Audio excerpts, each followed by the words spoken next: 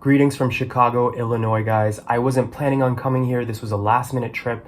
I had to come here for work for less than 48 hours. So of course I thought, if I'm coming all the way to Chicago, this city that I've heard about forever, one of the true great American cities, I have to extend my trip by a few days and really explore, walk around, and of course, have that inform a gay travel video for this channel.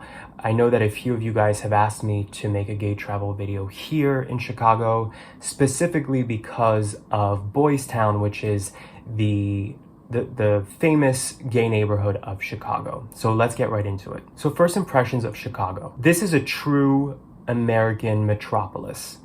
There aren't that many if you think about it. I mean, New York City is the prime example of a true American metropolis. When I think of the word metropolis, I think of, you're walking around and it's just mind-blowingly huge buildings, like gargantuan, majestic buildings. And that's how I have felt walking around Chicago.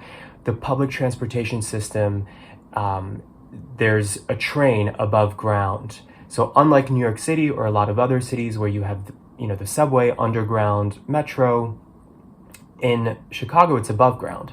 So you see these huge rails make their way through major avenues here. So it's quite a sight to see from an architectural and industrial perspective.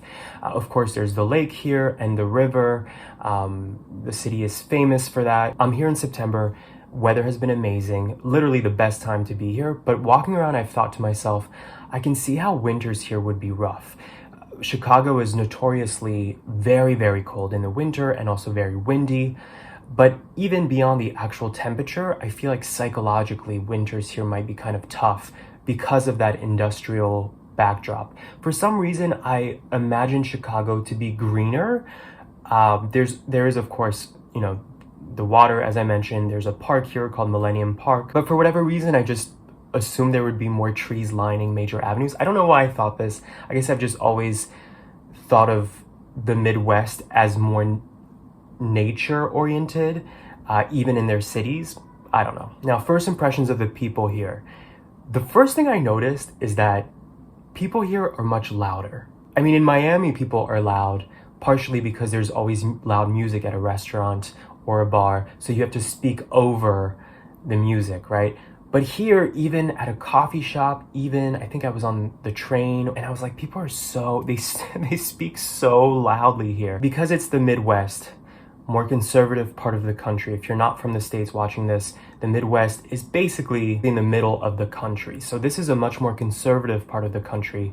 Of course, major cities tend to be more liberal. So I was very curious how that would be here in Chicago. I assumed it would be like most big cities I've been to, but maybe with a veil, a delicate veil of conservative energy. And I think that's accurate. Observing people, and especially the men walking around, there's a lot of very well-groomed, coiffed guys, which is always a nice, it's nice to see people be presentable. And you see that in other major cities, but what I haven't seen here is that more artsy, bohemian, hipster aesthetic as much. Of course, I'm sure it depends on the neighborhood.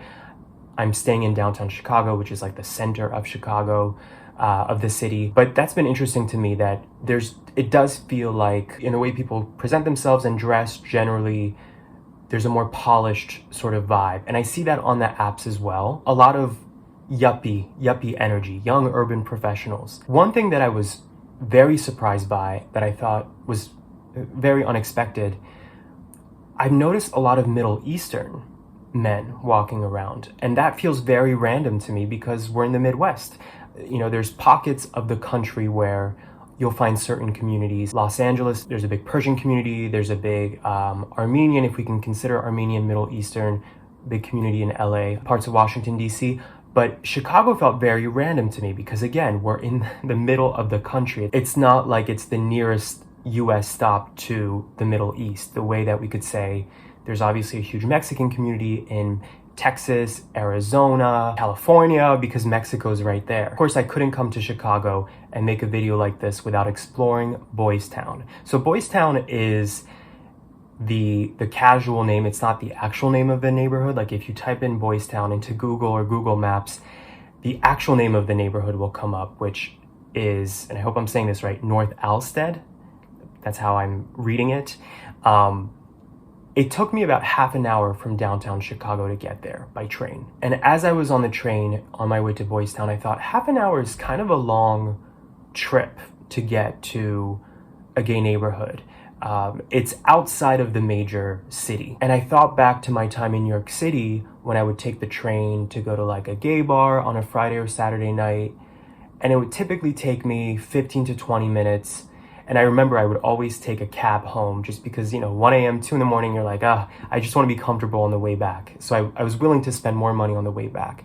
Of course, if money's not a problem, I'm sure people Uber and get there more quickly. I was thinking as I was riding the train, in this modern era of social media, dating apps, hookup apps, also if you're already commuting during your day to work, I could see more than ever today, people being like, I really don't feel like getting back on the train for 30 minutes to then have to come back, another 30 minutes later in the night. And so I was thinking about this on the train. Like, I wonder how much that has impacted these local businesses in the gay neighborhood of Boys Town. Walking around Boys Town, it's really interesting because you don't feel like you're in Chicago anymore. It just feels like a small town neighborhood.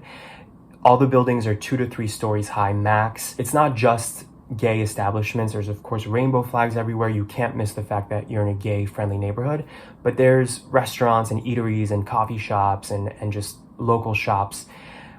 But I think that instinct was spot on that I had on the train because it felt eerily deserted to me. It was a weekday. It's not like I was expecting the bars to be open and, for it to be lively on a random weekday, but because there were other businesses and restaurants and shops, I just thought it was peculiar that it was such a beautiful day and it's peak tourism time at the time that I'm here in September in Chicago. And it just felt kind of empty to me. Like I walked past restaurants that were either closed or had very few people inside. And I just thought to myself, regardless of the time of day that I'm here, considering the weather and the time of year, I would just think more people would work from a coffee shop or decide to step out to lunch in this neighborhood. So if you have context on this, I'm very curious. Is it just that I came, on a random weekday, or is that instinct correct that these kind of neighborhoods that are a bit farther out from the center of a city are struggling a lot more than ever because of the advantages of technology? Also, just this post-COVID society, I think, has changed so much in terms of people's desire to be out and about in public. It just seemed like a lot of businesses were closed at a time that they shouldn't need to be closed. If I think about other major cities with gay neighborhoods, typically the neighborhoods are more central to the city, like Hell's Kitchen in New York. It's basically in the middle of Manhattan, so it's not out of your way. West Hollywood in Los Angeles, I would say West Hollywood is pretty central to LA. It's not at one extreme or another of the city. So I do wonder how much that impacts a neighborhood's prosperity, especially in this modern era where if it takes you half an hour to get there, you might just decide to only stick to Hinge or Bumble or Grindr. That's it for my take on Chicago. Of course, if you live here or if you come to Chicago quite a bit, I want to know what you think in the comments. Share with the class your thoughts, and I'll catch you guys next time.